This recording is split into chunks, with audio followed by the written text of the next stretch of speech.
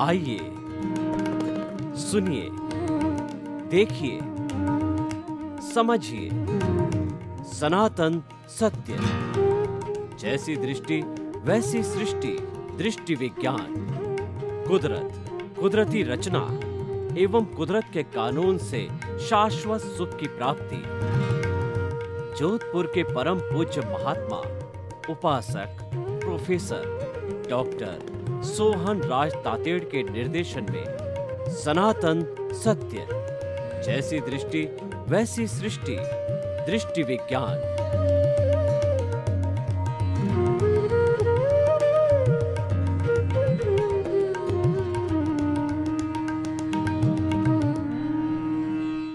चंदेषु निम्मल यरा आईचेषु अय्यं पयासैरा सागरवर गंभीरा सिद्धा सिद्धिं मम दिशन्तु सिद्धा सिद्धिं मम दिशन्तु।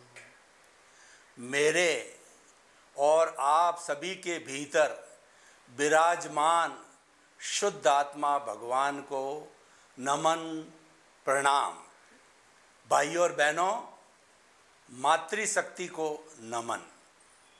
सनातन सत्य यह कार्यक्रम हम आपको क्यों प्रस्तुत करना चाहते हैं, इसके लिए मैं बताना चाहता हूं कि मानव जीवन के अंदर चार चीज़ें अत्यंत दुर्लभ है।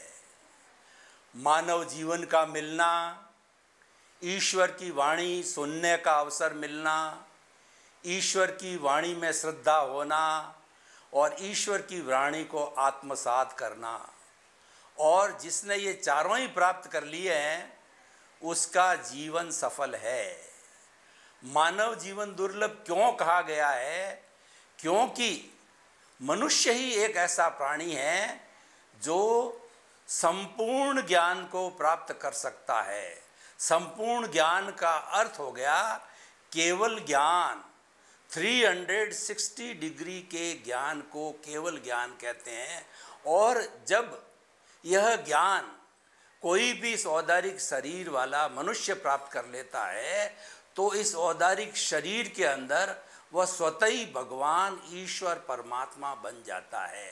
मनुष्य ही एक ऐसा प्राणी है जो कि परमात्मा बन सकता है, क्योंकि हमारे भीतर जो आत्मा विराजमान है उसमें परमात्मा बनने की अर्हता है।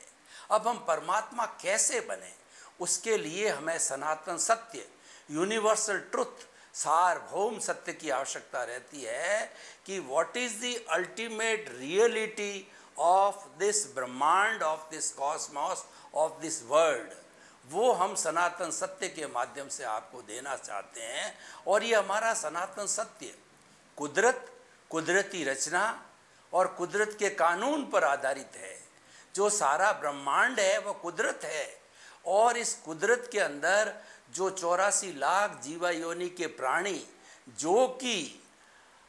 जो जिनके बर्थ प्लेसेज हैं और आत्मा की संख्या अनंत है, वो उसका सनातन सत्य प्राप्त करके और वो शाश्वत सुख को प्राप्त करते हैं। ऐसा सुख जिसके बाद कभी दुख आता ही नहीं है। अतः हम उस शाश्वत सुख को प्राप्त करने के लिए सनातन सत्य कार्यक्रम देते हैं। तो आज बहुत सुंदर एपिसोड लेकर के हम आपके सामने प्रस्तुत हो रहे हैं। हमारा विषय है कि कुछ पाने के लिए कुछ खोना जरूरी। देखिए, ये पाने और खोने का आपसी संबंध है कि क्या पाना है और क्या खोना है। It is law of the nature to get something we will have to leave something. ये हम आपको दो एंगल से बताना चाहेंगे। एक तो हमारा बाहरी एंगल है और एक हमारा भीतरी एंगल है। तो हम भीतरी एंगल को पहले लेते हैं कि क्या खोना है और क्या पाना है। पाने का मतलब हमारा लक्ष्य क्या है।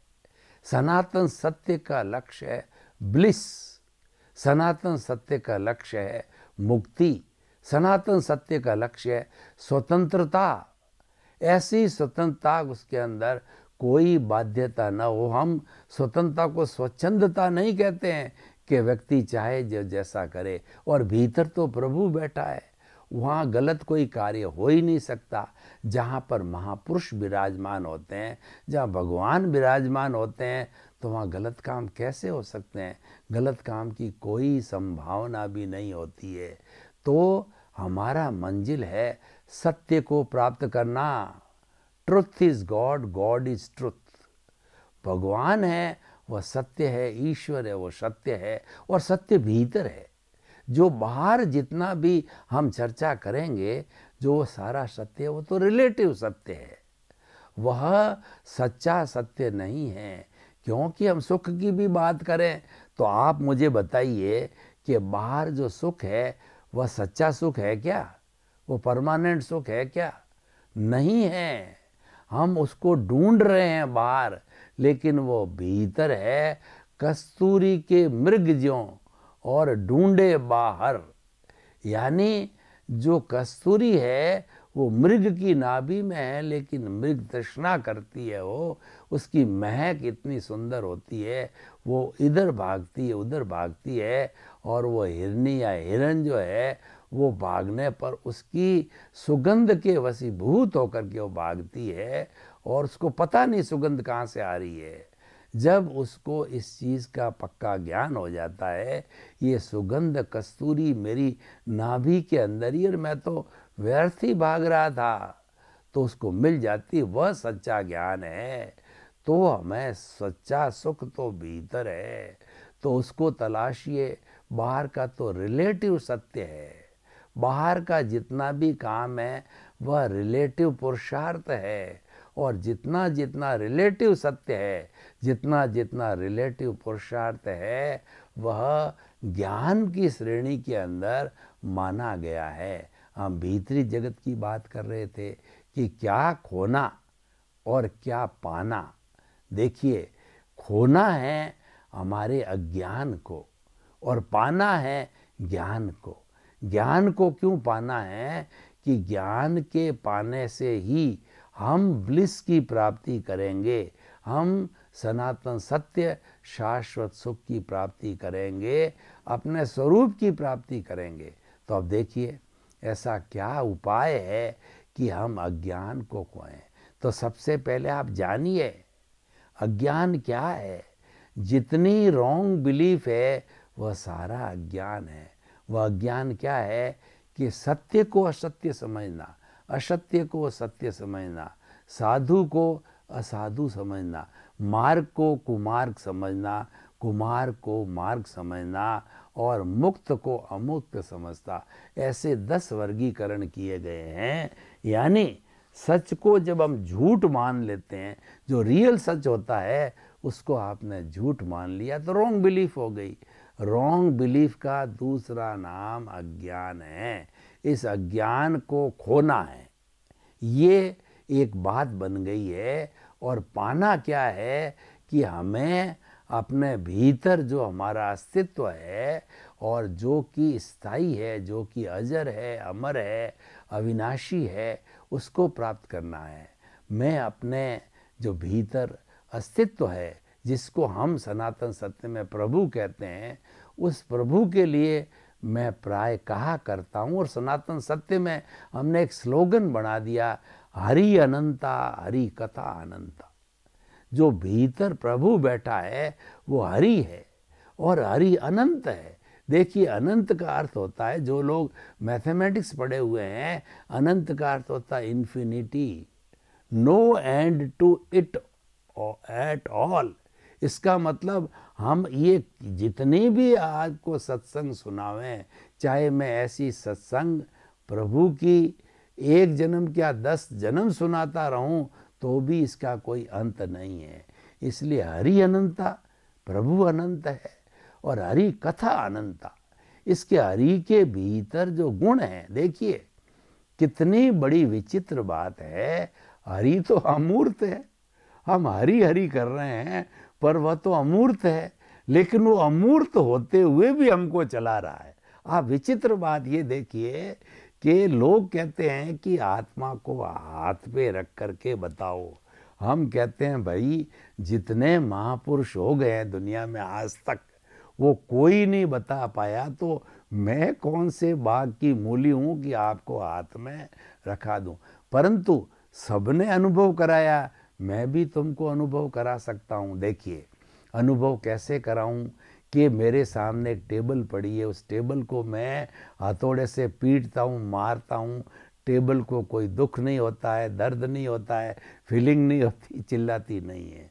और मैं आपके एक चूंटियाँ भरूँ, आपके पेचकस दबाऊँ, आपके चाकू दबाऊँ, तो आप चिल्लाओगे।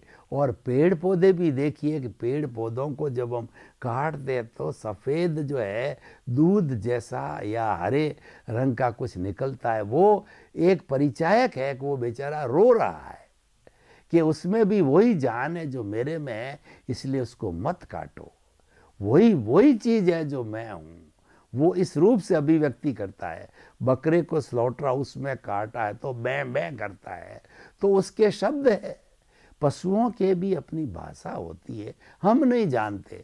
उनका शब्दकोश बहुत छोटा होता है पशुओं को, लेकिन भगवान ऋषभ ने अपने पुत्र जो है वो बाहुबली जी को पशु पक्षियों की भाषा समझने की विद्या बताई थी। तो कई लोग जानते हैं, पशु पक्षी बोलते हैं, उसकी विद्या को जानते हैं, पर उनका शब्दकोश बहुत छोटा है।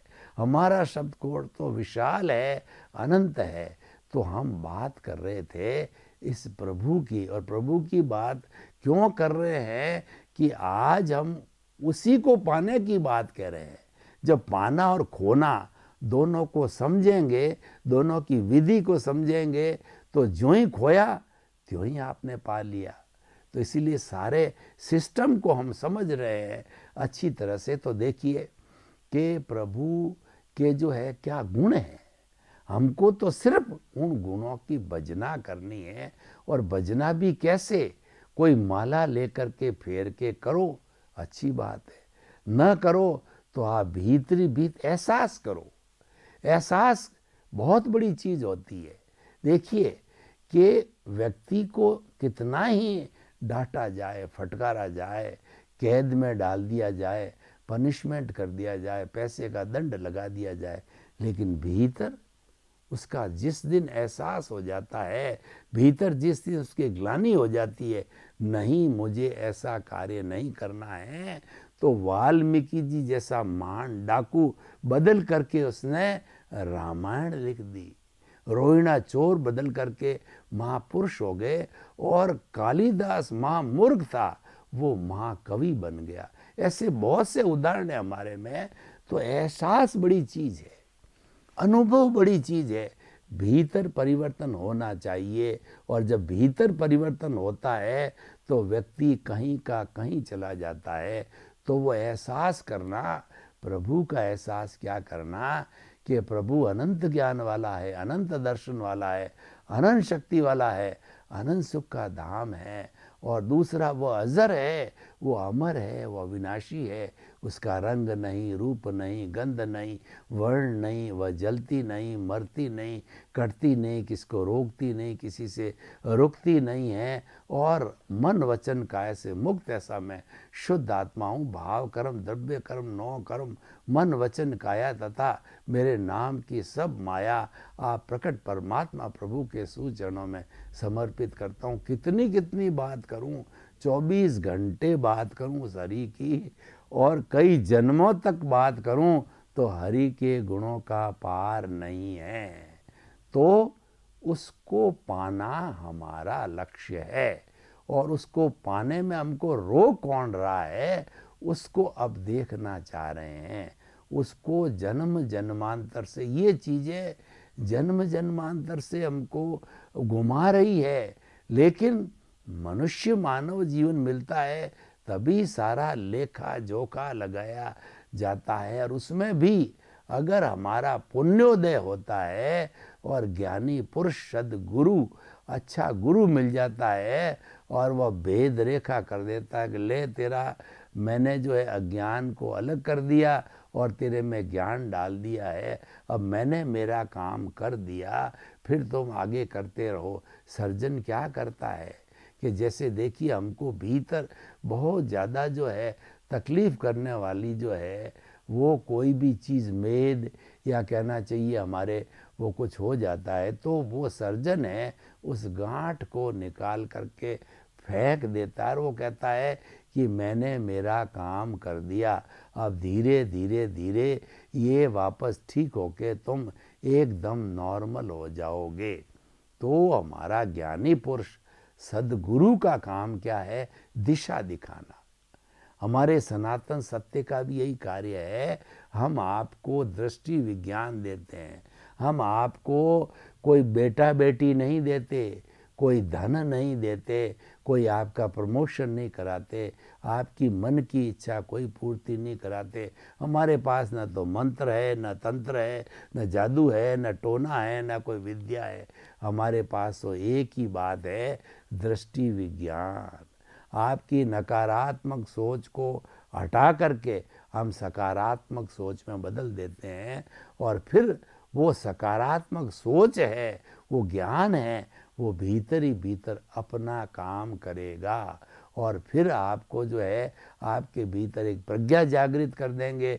वो प्रज्ञा हमेशा मॉनिटर करेगी, आपको इधर उधर गलत रास्ते भटकने नहीं देगी। तो हम उस अज्ञान को जाने। अज्ञान है राग द्वेष। वो एक शब्द में बोलें तो वो कषाय कहलाता है और 4 शब्दों में बोले तो क्रोध अहंकार माया लोभ है। और इस नकारात्मक सोच को जो है हमारे भारतीय धर्म ग्रंथों ने 18 भागों में बांटे हैं। प्राणातिपात, मर्शावाद, अदत्तादान, मैथुन, परिग्रह, क्रोध, मान, माया, लोभ, राग, द्वेष, कलह, अव्याख्यान, पैशून्य, पर परिवाद, रति अर्ति, माया, मर्सा, मिथ्या दर्शन, शल्य पाप। हम 1 से चले थे 18 तक पहुंच गए। ये सारा मोह का संसार है। मोह का संसार एक वट वृक्ष है। वट वृक्ष की उम्र बहुत बड़ी होती है और उसके टहनियों में से निकलते रहते हैं और सारा हर किसी टहनी किसी पत्ते को आप देखो, उस मोह के संसार के अंदर वो आपको बुराई मिलेगी, क्योंकि वो मोह का संसार है। मोह का बीज खुद बुराई से भरा पड़ा है और वही संसार में भटकाता है। इसीलिए जब बीज खारा है तो आप अगर नीम का बीज बो दिया और फिर उसको 100 घड़ों से सींचो तो आप कहोगे कि ये मीठा हो जावे, संभव नहीं। वैसे नीम का पेड़ उपयोगी है, अच्छे अच्छे रोग को काट देता। मैं उसके गुण की अवहेलना नहीं कर रहा हूँ, मैं तो उसके खारापन की जो अवगुण की बात कर रहा हूँ। गुण के लिए तो वो पूजनीय है, अवगुण खारापन जो है वो कितना ही कोशिश करो नहीं मिटता है, क्योंकि उसके बीज में खारापन है। तो हम ये बात बता रहे थे कि ये हमारा अज्ञान है, कषाय है, यही रुलाता है, यही डुबाता है और यही तरने नहीं देता है। हमको पिन पॉइंटिंग करना पड़ेगा। डॉक्टर बीमारी को ठीक करने के पहले हमारे से 15 मिनट बात करता है, फैमिली हिस्ट्री लेता है, हमारी पूर्व में बीमारियां हुई वो लेता है, सबका निष्कर्ष निकाल करके उसको डायग्नोसिस बोलते हैं। और देखिए अब तो ज़माना शिक्षा का आ गया, अभी तो MBBS डॉक्टर हो गए जो टेस्टिंग के ऊपर निर्भर होते हैं। और हमारे पुराने जो कहना चाहिए अनुभवी जो डॉक्टर होते थे, नाड़ी वैद्य होते थे, वो नाड़ी के ऊपर हाथ की नाड़ी पर हाथ रख करके और वह वात पित्त और कफ का पता लगा के आपकी क्रॉनिक डिजीज को ठीक कर देते। कितना समय बदला है, क्योंकि अब देखिए उसके और अभी में अंतर क्या आया। पूर्व जमाने के अंदर अनुभव भीतर से आता था और वर्तमान के अंदर जितना भी डॉक्टर है, इंजीनियर है, चार्टेड अकाउंटेंट है, कोई भी है, ये बाहरी साधनों से लेते हैं, ये बाहर का ज्ञान है और इसीलिए ये भौतिक ज्ञान है। और भीतर का जो ज्ञान है वो आत्मज्ञान है। मैं आपको एक बड़ा सटीक उदाहरण देता हूँ, इससे हमारे विषय से जुड़ा हुआ, कि पुराने ज़माने के अंदर जो है वो 12-12 डजन बच्चे हुआ करते थे। तो वो माता पिता कौन से स्कूल में जाते, मैं मेरी बात करूं, 10 भाई बहन थे। माता पिता क्या, हमको भी पढ़ने के लिए आज़ादी के पहले गांव में स्कूल पोसाल नहीं था, तो माता पिता को पढ़ने के लिए कोई पोसाल स्कूल नहीं था। तो फिर उन्होंने सब जो है 1 डजन या 10 बच्चों को सबको पाला पोसा, सुसंस्कारित किया, अच्छे अच्छे बड़े बड़े लोग बनाए, कुबेरपति बनाया उनको। तो कैसे बनाया? क्योंकि उनके भीतर सूझ थी, उनके भीतर विवेक था। इसीलिए भगवान ने कहा विवेके धम्म माइये। वह बुद्धि के लेवल के परे इंट्यूशनल जगत में जाते थे, सूझबूझ के धनी थे। सूझबूझ में बुद्धि की आवश्यकता नहीं है। आज बुद्धि बहुत ज़्यादा बढ़ गई है, तो बुद्धि बढ़ने से क्या है कि तर्क बढ़ गया है। छोटा बच्चा भी बात करो तो वो तर्क करेगा, आपसे 4-5 जो है ऐसे तर्क दे देगा, तो बात काम करना दूर रहा, तर्क में उलझा देगा।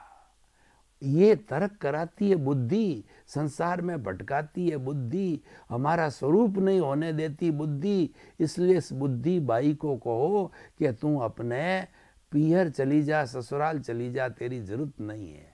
अगर हम बुद्धि को अप्लाई करना छोड़ देंगे और भीतरी जगत में जाएंगे, तब हम पाने की बात करेंगे, और वह ज्ञान की बात है। तो इसीलिए ज्ञान की प्राप्ति करने के लिए हमें कषाय को छोड़ना है। और कषाय को छोड़ेंगे कैसे, इसकी विधि जानना पड़ेगा। क्यों, खोना और पाने की बात तो मैंने कर ली है।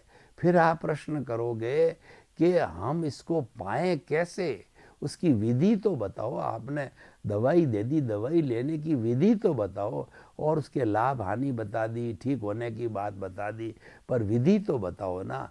तो हम आपको जो है ये विधि बताते हैं कि ये जो भीतर कषाय का एक भूत है। मैं आपको एक उदाहरण देता हूँ, उदाहरण से बात बहुत क्लियर हो जाती है कि आजकल और पुराने ज़माने में बहुत ज़्यादा होता था, आजकल भी भूत भूतनी लगते हैं। और जो नर को तो भूत लगता है और लेडीज़ को भूतनी लगती है, तब वो ऐसी ऐसी भाषा बोलती है, कोई गुजराती बोलती है, कोई कर्नाटक की बोलती है, जबकि वो स्त्री तो मारवाड़ी है, उसने कभी सीखी नहीं कर्नाटक की भाषा या तमिल की भाषा, तो वो भूतनी बोलती है। तब क्या है, उसको पटकती है और उसको गिराती है, उसको दुख देती है, और वो उल्टा सीधा बोलती रहती, क्यों, भूतनी घुस गई है। उस भूत या भूतनी को उतारने के लिए हम झाड़ाघर को बुलाते हैं। झाड़ाघर उसके ऊपर वाले होते हैं, तो वो कहते हैं अच्छा तो इसमें घुस गई है, क्यों घुस गई है, उसको मंत्रित करते हैं। मंत्रित करके उसका चोटी पकड़ते हैं भूत भूतनी का, उसको हिलाते हैं, तो कहते हैं बाप जी जाऊँ जाऊँ जाऊँ, बाप जी नहीं रहूँ, तो 3-4 बार वादा लेकर के और वो उससे निकाल देते हैं। तो हमारे भीतर भूत बैठा है, उस भूत के लिए झाड़ाघर को लाओ। वो झाड़ाघर क्या है कि ज्यों ही आपने अपने अस्तित्व की, अपने प्रभु की भजना चालू करी, प्रभु के गुणों को पहचानना चालू किया, माला फेरनी चालू करी कि मैं तो ज्ञाता हूँ, मैं तो दृष्टा हूँ, मैं अनंत ज्ञान वाला हूँ, मैं अनंत दर्शन वाला हूँ, जो ही ज्ञाता दृष्टा भाव का एहसास चालू किया। अगर माला फेरनी तो अच्छी बात है, फेरो, पर आपने जो ही एहसास चालू कर दिया, तो एहसास चालू करते ही आपके भीतर जो भूत बैठा है, जो कषाय बैठा है, वह पुद्गलों का कार्मिक बॉडी है, वह शिथिल होने लग जाता है। शिथिल कैसे होता है कि हम पानी को आग के ऊपर रखते हैं, तो जो पानी देखा होगा आपने, उस पानी के अंदर या दूध में बुलबुले उठते हैं, यानी उसके बीच में हवा होती, जगह होती है, तो वह गर्मी उसकी जगह लेती है, बुलबुले ऊपर आ जाते हैं, वो शिथिल हो जाते हैं। तो उसी तरीके से कार्बन शरीर के जो भीतर जो जितने भी कर्म होते हैं वो हिलने लग जाते हैं। और जैसे हम बोरडी को या बोर के किसी को पके हुए फल वाले को हिलाते हैं तो वो बोर गिरने लग जाते हैं, तो वो शिथिल होकर के वो परमाणु हिल जाते हैं, क्योंकि उसका जाड़ागर आ गया, वो ज्ञाता दृष्टा और उसका बैर है। जो ही आपने ज्ञाता दृष्टा का भाव किया और इसके रूप को जाना, इसकी भजना चालू करी, वह हिलने लग जाता है, हिलने लग जाता है और आप सतत जागृति करोगे। अब देखिए यहाँ खोने और पाने का संबंध आ रहा है। अब यहाँ विषय जुड़ रहा है कि आप जो है खो रहे हो उस कार्बन शरीर को, कॉजल बॉडी को, और आप पा रहे हो अपने स्वरूप को। तो ये खोना और पाना विषय हमने इसलिए लिया है कि क्या खोना है और क्या पाना है। तो कुछ पाने के लिए कुछ खोना पड़ेगा। वह ये सिद्ध हो रहा है कि जो ही आप जागृति के अंदर आ गए, जो ही आप रियल पुरुषार्थ में आ गए, जो ही आप दृष्टि विज्ञान में चले गए, दृष्टि विज्ञान में करना कुछ नहीं है। देखिए हमारा सनातन सत्य कार्यक्रम कितना सरल और सीधा है, आपको करना कुछ नहीं है। क्रिया कांड में जो बड़े बड़े पंडित आते हैं, गुड़ लाओ, धनिया लाओ, अच्छा लाल वस्त्र लाओ, नारियल लाओ, इतनी मिठाई लाओ बताते हैं। हम तो आपको कहते हैं कि कुछ करना नहीं है, हम तो आपको मुक्त करते हैं। आपको एहसास करना है, जो कि आपके भीतर अनुभव है, उस अनुभव का एहसास करना है।